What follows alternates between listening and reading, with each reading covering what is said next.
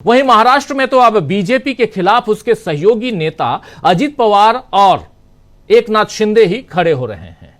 यह दावा आज शिवसेना यूबीटी के प्रवक्ता आनंद दुबे ने किया है।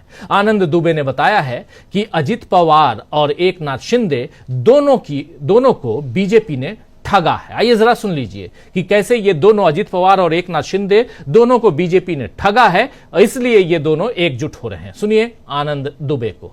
अजीत पवार के बयान के बाद जो हम सबको समझ में आ रहा है महाराष्ट्र वासियों को कि महायुति सरकार में फूट पड़ गई है।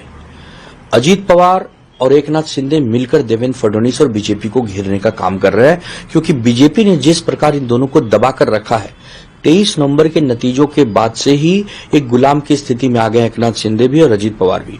अब उन्हें मौका मिल रहा है, क्योंकि जिस प्रकार इनके नेता हिंसा की बात कर रहे हैं, नफरत की बात कर रहे हैं, तो अजीत पवार एकनाथ शिंदे को मौका मिल गया है।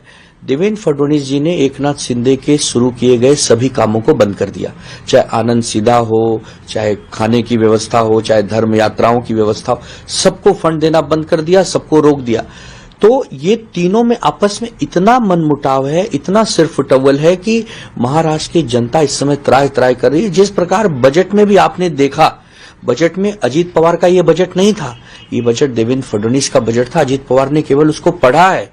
आप देखिए, लाडली बहन योजना के पैसे में कटौती कर दी गई, किसान निधि सम्मान योजना में कटौती कर दी गई, जो हमारी आशा वर्कर्स हैं, आंगनवाड़ी बहनें हैं, उनको कोई फंड नहीं, युवाओं को कोई बेरोजगारी भत्ता नहीं। तो ये क्या था? तो अब इसका बदला अजीत पवार देवेंद्र फडणवीस के लोगों से ले रहे हैं।